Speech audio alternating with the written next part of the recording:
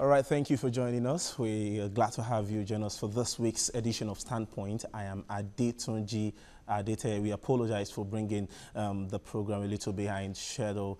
Just a few days ago, precisely on Wednesday, the chairman of the Senate Committee on Appropriation, Senator Danjuma Goje, raised an alarm on an alleged invasion of his house by the police. He claimed that the invaders carted away some files and documents containing the proposed 2017 budget, and that means Nigerians would have to wait a little longer before the Senate can finally approve the budget. But the issue seems to be a little beyond that, so let's break it down one after the other, and also don't forget that we'll be having discussions on that very topic.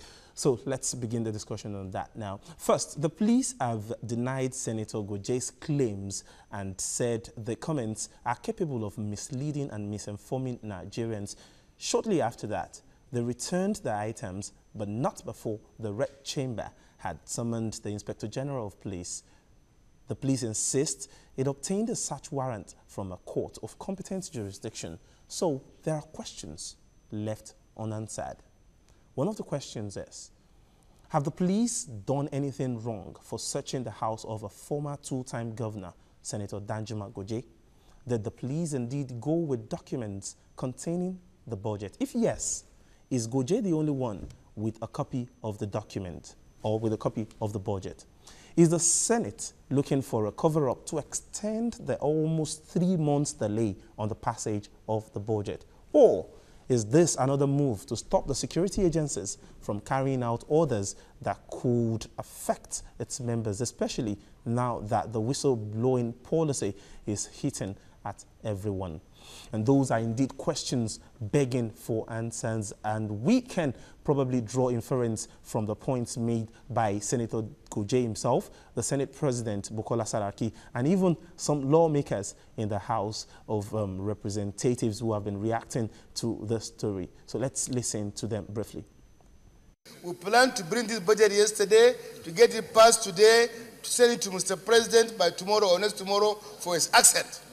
Yes. But the process was truncated by the invasion of my house, whereby 18 files, a laptop, were carted away to nowhere. I don't know, whether to the police headquarters. I don't know. It's still with the police. The police are saying that it is something to do with whistleblower. If it is to do with whistleblower, then and that the whistleblower misled them. If somebody has given you wrong information, tell the public what you are doing with that person.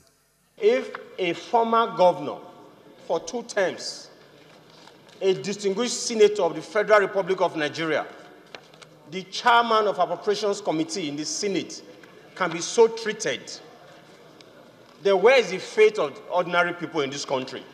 All Nigerians cannot be treated like criminals. We are all innocent until so proven, until proven to be guilty. All right, there you have it. That's the position of the lawmakers. Don't forget that before now, Senator Kabiru Gaya, who claims to, who chairs the Senate Committee on Works, had said that the introduction of new projects by the executive was one of the reasons for the delay in the passage of the budget. We'll definitely talk about all that and many more with my guest analyst. I'll introduce my analyst to you shortly after this break. Please stay with us. All right, thanks for staying with us, and you're still watching Standpoint on TVC. Now I'm joined by the former Speaker of the Lagos State House of Assembly, Right Honorable Adeyemi Okuforeje.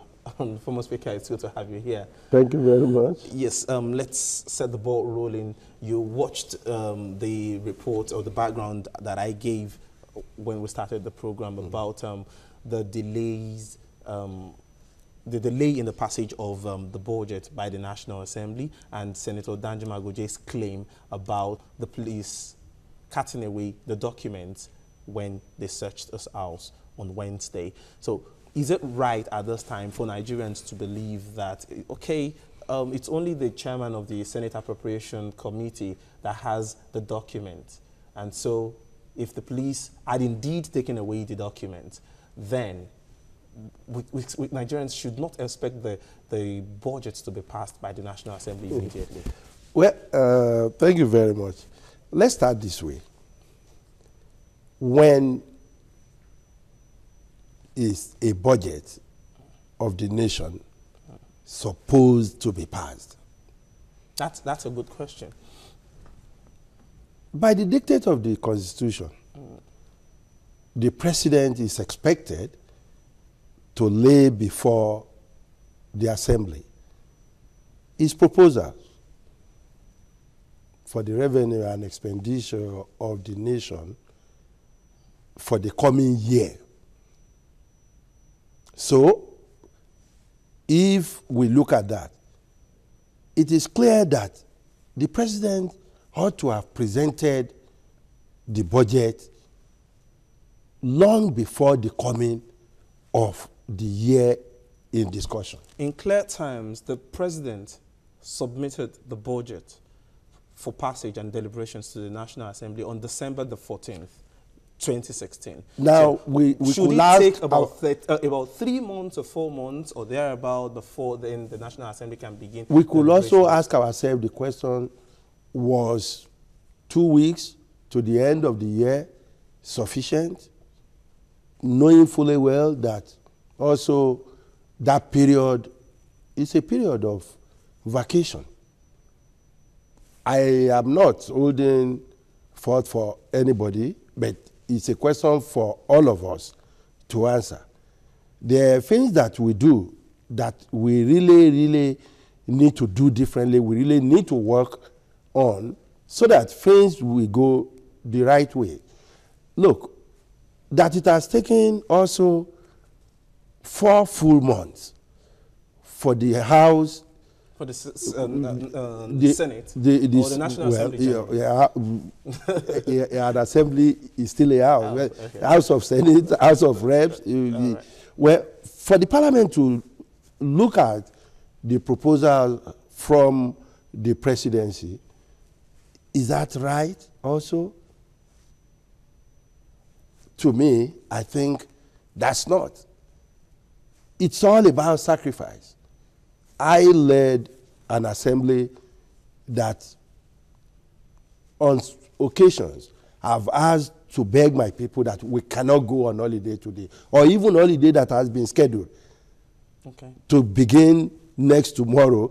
I have had occasions that have said, hey, we cannot any longer. I'm wondering, just to do the jobs that we were elected to do.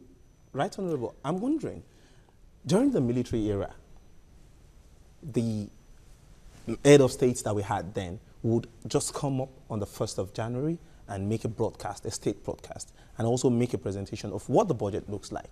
And then 2 weeks after, you have the Central Bank of Nigeria coming up with the monetary policy. It comes up at a very, very fast pace. But in this case, now that we have the legislators having to look at the document, it looks as if the process is just too cumbersome. Your days as the Speaker of the Lagos State House of Assembly, did it take you forever? Because obviously some people have also been asking questions about the bicameral legislature. So there are so many things to answer here. I don't think, well, the bicameral legislature is another ball game entirely. Yeah, but let's look at one after the other. Looking at the issue of the budget, I think that's about the most serious law that any legislation enacts. Okay. And so the business of approving the budget is a very serious one, and it should be taken as such. I think our legislators should spend more time and give it the priority that is due. But then you look at the situation like in this case, if the police, for whatever reasons, had to go into Senator Danjuma Goje's house, Senator Goje's house, and they, you know. But the police have denied that. Oh, well, we also, and they have returned the items recovered. We also learned that the items taken away from his house. So, I mean, this is neither here nor there. I mean, the honest truth is, they went to his house, they carried away stuff, let's give it to Senator Guje. I mean, to me, he's a highly respected one. I love what he did as a governor during his tenure in office. And well, I still have that respect for him. And if he had said they cutted away the items that relate to the budget of the nation, and we learned, was it yesterday, that those things have been returned, then, I mean, we less than a week ago, we learned from the Senate that the budget will be passed this week. This week. Yes. So if there was a delay again, just the delay was the delay came up because of the police. So you can see the situation we are in. I think we all, like the Yoruba boy we say, it's only when the right washes the left and the left washes the right that the two hands become clean. We need to take the business of governance. Don't you think the business of the people don't you more think, serious don't you think, than we have been doing? Don't you think the comments or the accusation made by Senator Guje could be diversionary? Probably another move to slow down the passage of that budget. But like we had the 2016 budget, which was trailed by several controversies, padding, and all sorts. Don't also forget that at a point in time, we understand that the federal executive introduced some elements into the 2017 budget, and that probably also slowed down the passage. Look, if the police did not give him, let's assume that, yeah, it's diversionary. But if they didn't give him the opportunity for that diversion, we wouldn't have this diversionary whatever. So, like I was saying, I think it's the business of all of us. We need to put a little bit more seriousness into the business of governance and the way we relate. Honestly, the constitution that separates the three powers did not say they should just go on their own. There is the separation, the independence within an interdependence relationship. So the legislature cannot stand all by itself. The executive should not see itself as the Lord unto others, and the judiciary should not just sit back and say it's none of my business. I think the three arms should learn to work together. We have seen talking about relationship, which you just mentioned now, it's very important, and so many Nigerians have been talking about the issues between the legislature, the National Assembly, especially the Senate, and then the presidency. In your own view, do you think the relationship is cordial so far? There's been a background confirmation of some appointees of the presidency, and then the Senate's position that no, this person will not come in. I think is it cordial so far? I think every Nigerian knows that the relationship is more of a cat and mouse type of relationship right now. It's not the very best that we can have. We can do a lot better. And again, sorry to bring in this, I think also the people, the role we play is not the very best, because we easily take sides, and in this case, I think the legislature is at the receiving end. The legislature in this country really needs to get its acts together, because if an institution is losing the confidence of the people, that's very dangerous. The legislature generally, we have failed to help the people through education, enlightenment.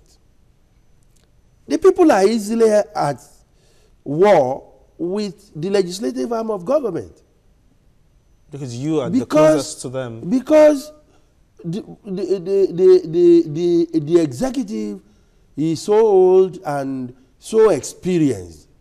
So the executive is easily sold to the people.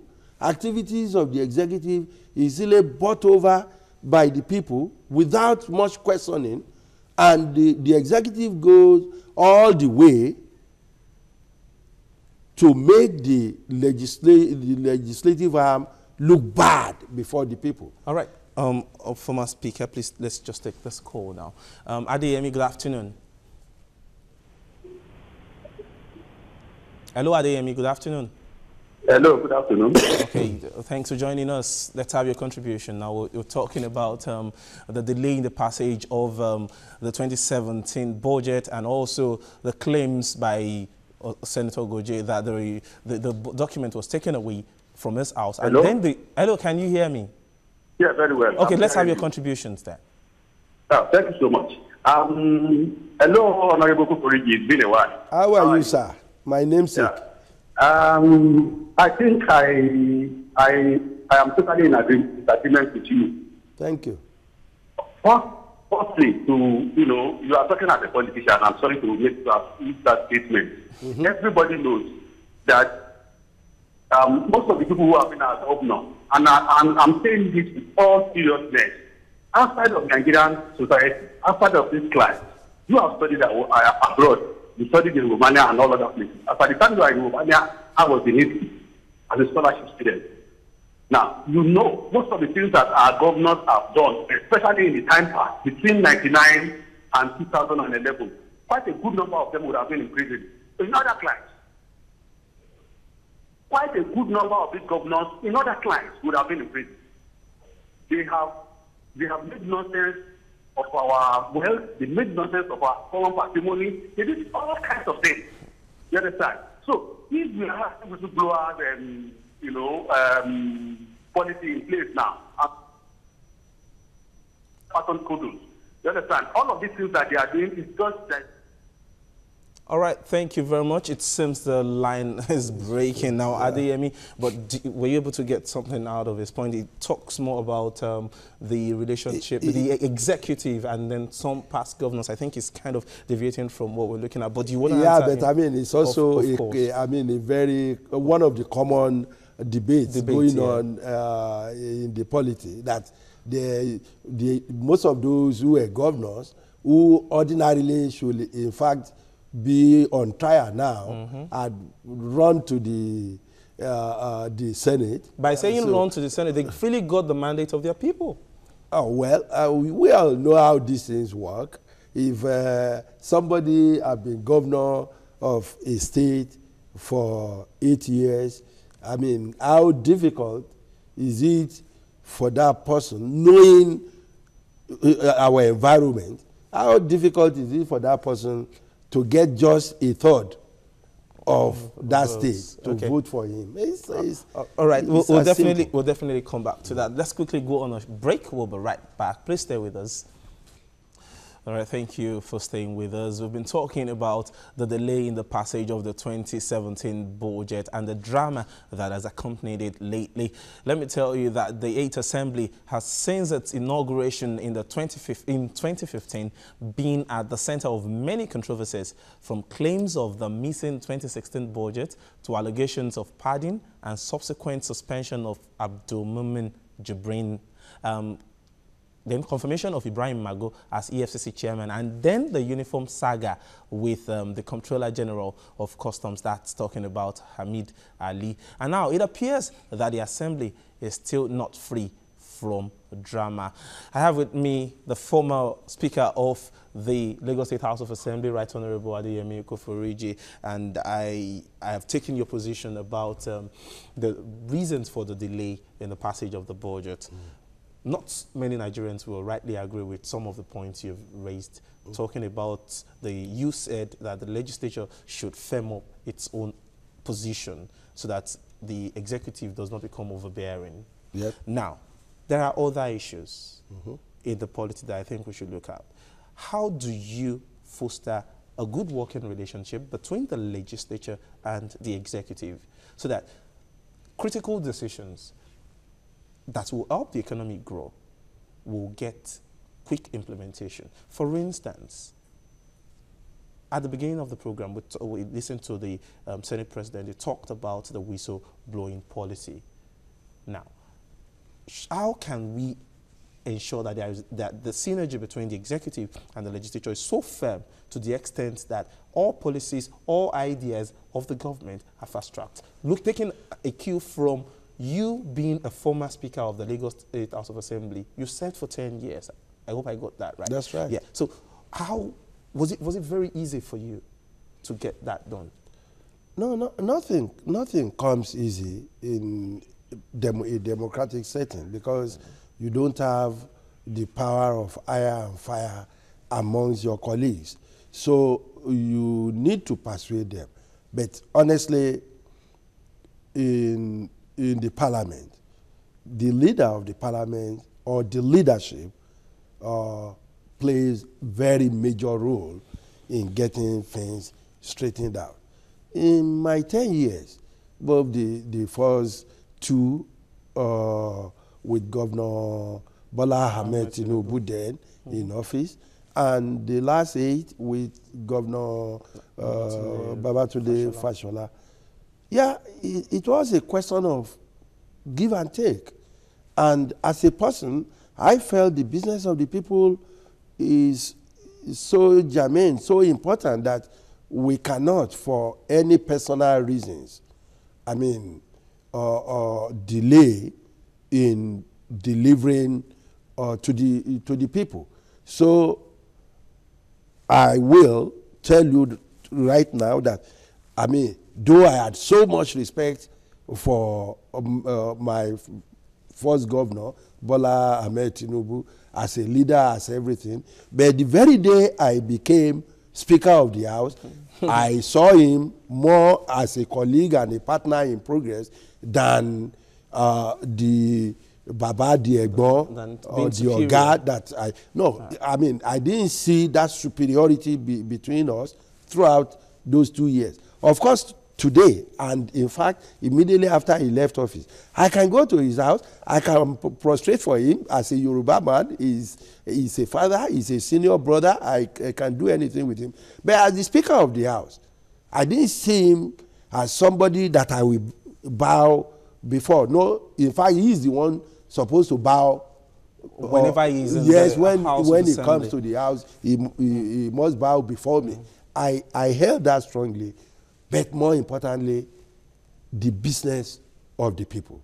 There was no time that we allowed our selfish personal interest to ever take a priority before the people. Look at the bill, the law of the House, which gave us the self-accounting. That law was passed when Senator Mamura was Speaker of the House. But he as the governor, signed the bill to law because he knew very well that that was what was right for our democratic development. But at the same time, he was conscious of the fact that the state did not have the money. We did not have the financial backing for that law. So, both the governor and the Speaker of the House came together. They agreed, okay, the law is there now. We will do our very best to observe this, but we all know we don't have the money. So for now, we cannot execute this law to the letter. Let's do it this way and this way. And that was what we were doing until about 2010, when we felt the state was sufficiently buoyant financially to get the law executed 100%.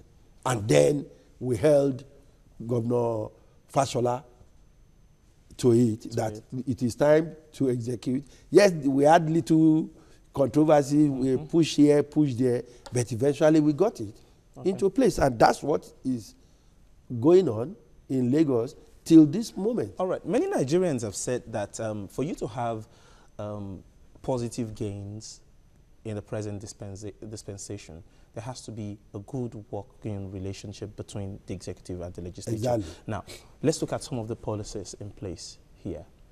For instance, or I better just take your position on the whistleblowing policy first.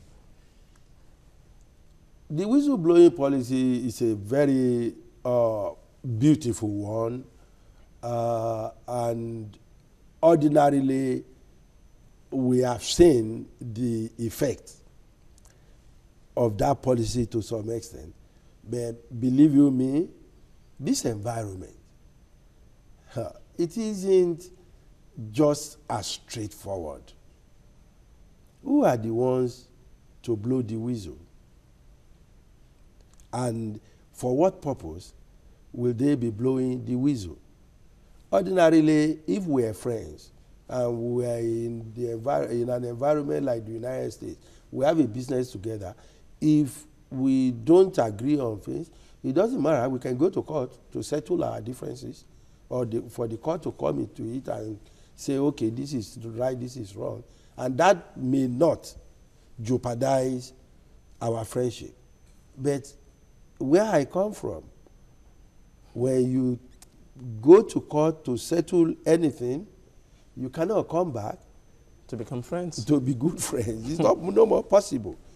This environment and our beliefs, our traditions, our culture make a lot of things difficult. So are you saying that you are not in support, you don't agree with the dictates or the position of the whistleblowing I agree policy? with it, but okay. There is the letter, there is the spirit.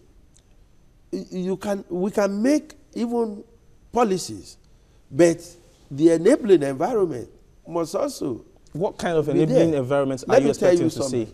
It will be so difficult. I told there was a meeting of, organized by CACO the other day, and I was there. The EFCC representatives and so on were there. And the EFCC director of legal actually mentioned something like, we know Nigerians want us to perform, to the level of the FBI. Mm-hmm. Hey, but what the FBI has, we don't have. For example, if the FBI has a fleet of aircrafts that even the presidency there does not have. And I reminded him that even if you have that fleet as big as FBI, so you will still not perform 40% to the level of the FBI. Why? Because of your environment. How many of us will actually go out and blow whistle on our best friend when we are direct beneficiaries of those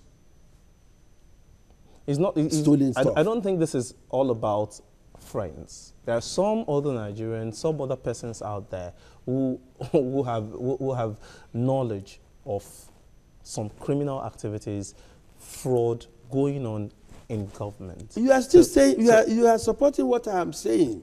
Look, the few that we have heard of now, yeah, but it's so few. It's so. In less than 2 months. Since this policy came up, do you really have an idea of the number of people involved in these wealth? The stealing of our wealth. All right, let's quickly take this call. Abdulaziz from Kaduna. Abdulaziz, good afternoon. Sir. Hello, Abdulaziz, good afternoon. Hello, good afternoon. Yes, good afternoon. Thanks for joining us on Standpoint. Yeah, my name is Abdulaziz. Okay. Yes, I welcome our guest. He's most welcome. Thank you. My observation is one. Although he is talking in the perspective of a politician, but I'm going to talk as a Nigerian. Okay. Because whatever goes up and down boils down on us, we the Nigerians. How could a Senate of the Federal Republic of Nigeria claim that he alone or his laptop alone has the information of the appropriation. That is not acceptable. We have to look at this, critically. Imagine a Senate of the Federal Republic of Nigeria will have such a voluminous amount of money, a bankable money for that matter, in his house. Nobody is even, talking about that. Please, we have to wake up to our responsibility. We should look at the generations to come, our children, children. With such type of the people in the National Assembly, I doubt if ever Nigeria will ever see the light of the day. Thank you very much. Thank you very much, Abdulaziz. Well, you just repeated the same question I asked you, which is one wonders. Well, why should he be the only one? Let me correct some impressions here. One, I'm not just talking as a politician. I'm a Nigerian too. And don't forget, I'm an insider in this stuff. Not an insider in the business of the Senate. Thanks for clarifying that. But you know that I have an idea of how this thing works. The chairman of the appropriation committee of any legislative house has more documents at his disposal than even the head of that house. The president of the Senate does not have as much information or as much documents relating to the appropriation bill like the chairman of the committee. So if he says he has some documents that is now delaying their business, it's difficult to prove that is not true. I'm still wondering, the chairman has the committee, the chairman of the committee has the document. Yes. What about other members of the committee? Don't they have access to the same document? If my document, for instance, gets missing, I should be able to go to my deputy. And in that committee. What of a situation where every member of the committee had his own portion of the stuff, and they have submitted even their own individual stuff to the chairman? All right, let's just continue with the whistleblowing policy. I think we've been able to talk about that. Now, you were particular about the people that make the reports our traditions the EFCC. and the way, the environment here. A lot of things. But Nigerians are adjusting already. Well, let them adjust as fast as possible. We are not adjust fastly enough. We really need to adjust faster. There are a lot of things about us. And I tell you, look, if you are a known thief in government, and you can drop crumbs for people around the area you live, I tell you, it will be difficult for anybody from that area to blow any whistle on you. It will even be difficult even for law enforcement agents to just go in and pick you from there. It's our way, it's our style. It's our way, it's our style, you say. But the EFCC has also been able to prove to Nigerians that, okay, we can face the fight against corruption head on. Kudos and then the National Assembly, Assembly is still saying that, okay, the leadership of the EFCC has not gotten our own support, so we are not going to allow him there. Let me say it again.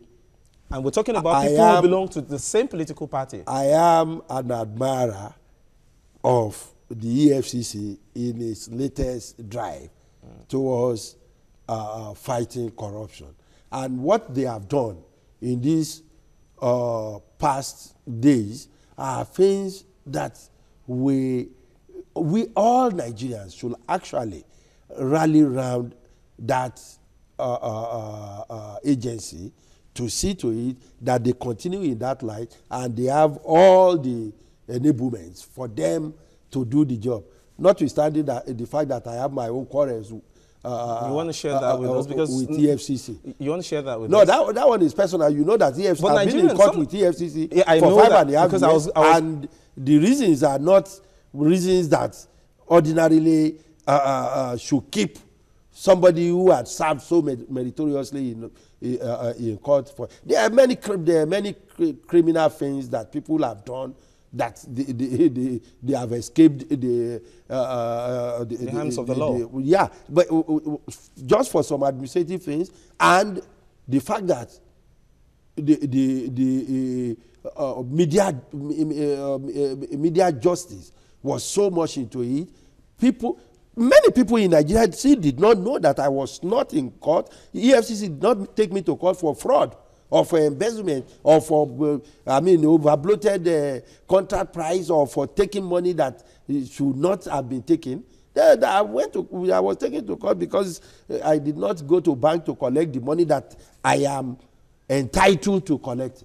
So are you saying, are you justifying the position of some persons that indeed... I will not agree with a lot of things going on, because today the EFCC has proved itself to be a lot better than we knew of it yesterday. And I think it is now that all Nigerians should give it all the support necessary. I'm not blaming the Senate for all the trouble. I was going to ask you. Because let's be honest about it, the whole trouble about not giving the go-ahead for the president not confirming Mr. Magu did not emanate from the Senate.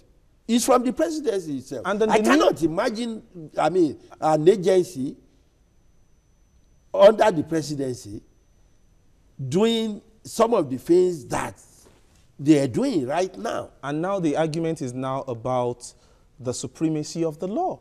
And then which of the books of the land is superior to the other? We're talking about the Constitution, of course, and then the EFCC Act. The Constitution is superior, but I still put a question mark there.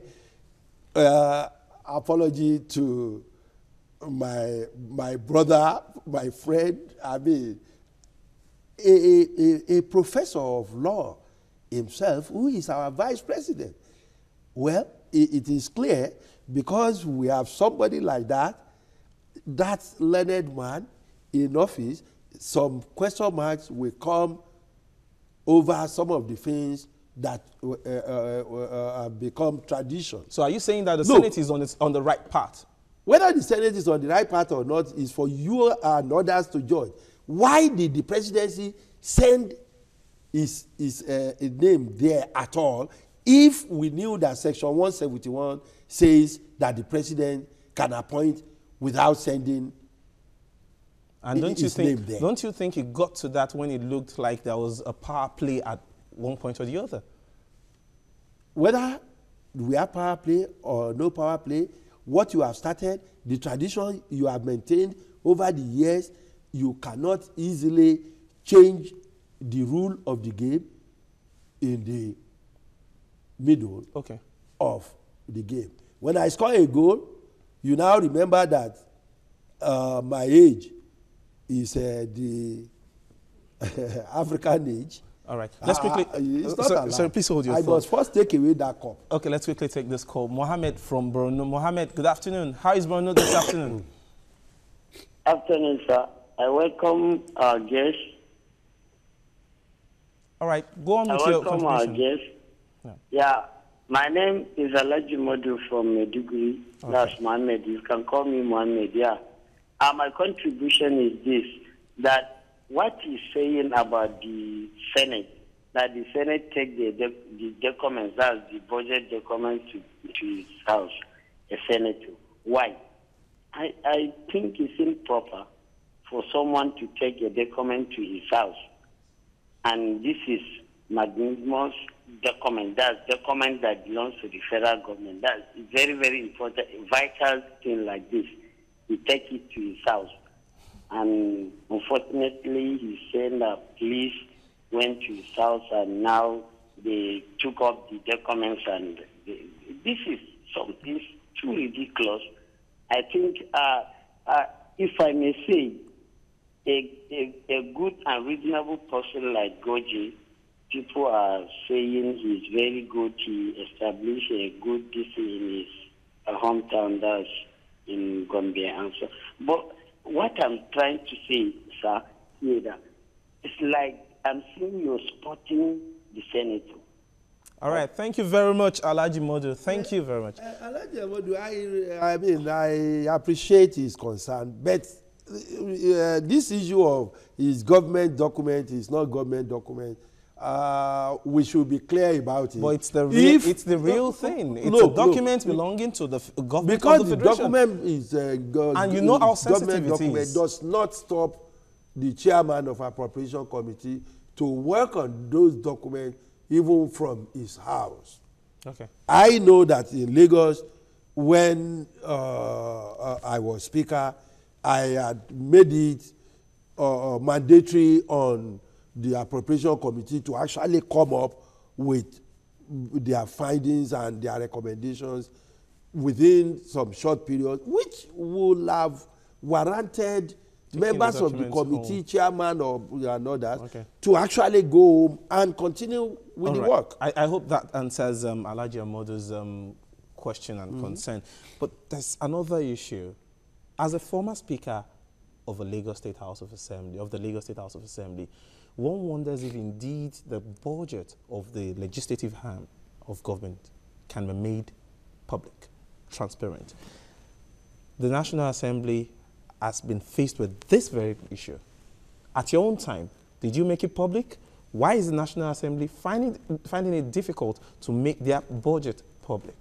Yeah, I think, like I said earlier, it's one of the problems that we are faced with right now. It is wrong for the parliament to be caught in this controversy of hiding anything. The parliament should be the place that is open, that people have access to. In fact, the only reason why many times I may be found on the side of protecting the parliament is because I know that the people are closer to the parliament. The people should have more access to their representatives.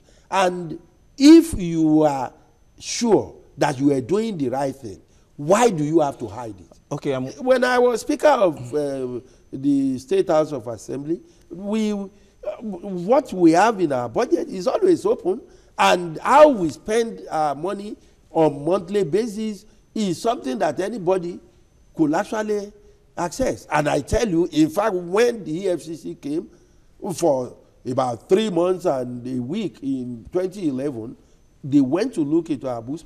One of the things that some of them actually said was that they have not seen a government department with such a clean accounting system like the Lagos State House of Assembly. I know that. So, I don't see the reason why the National Assembly keeps its budget off the people. It leads to suspicions. And you look at it, what is the percentage of the National Assembly budget to the budget of the nation, or even to the budget of the executive arm of government? Okay, I'm wondering, is the 8th Assembly helping the presidency or the present government of the Federation to actualize its change mantra? In your own view, I don't think there is enough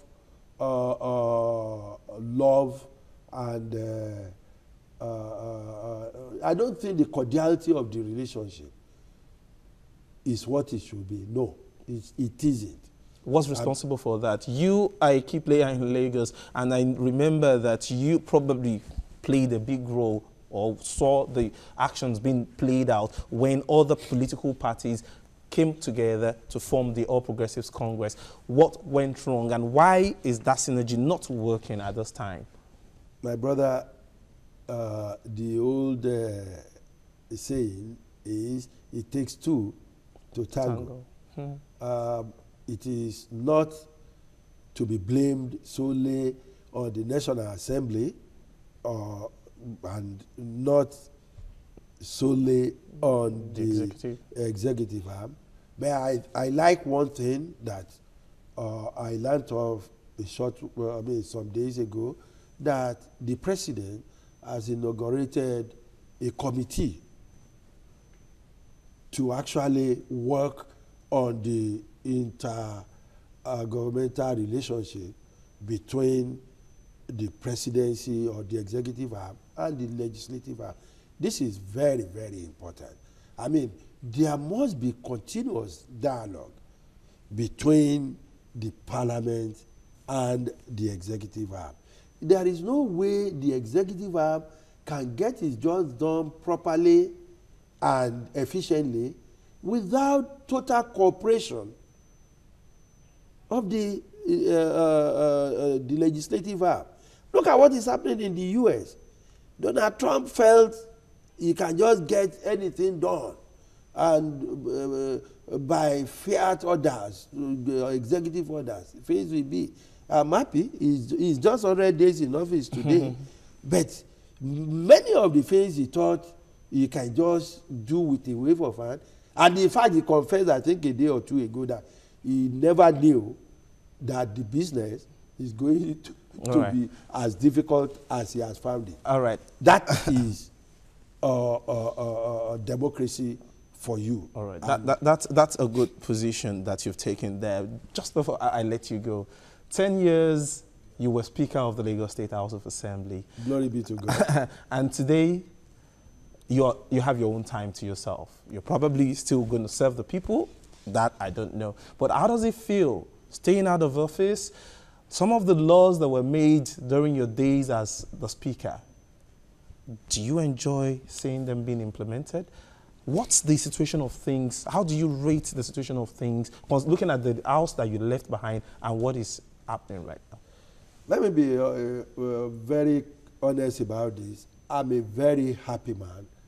The last 2 years out of office have made me even happier than I ever thought. Okay. The laws of Lagos State, if you compile them today, perhaps 2/3 or thereabout of those laws were laws passed under me as the Speaker of the House. Thank you and they were outstanding. They are things that have made Lagos great as it is today. Thank you very much, Honorable. Right Honorable Adeyemi Ekoforiji. Thank you for sharing your time with us. Thank you very much. Thank you so much. Thank you. And that's the show today. Thank you so much for staying with us. Join us for a repeat episode of this broadcast tomorrow.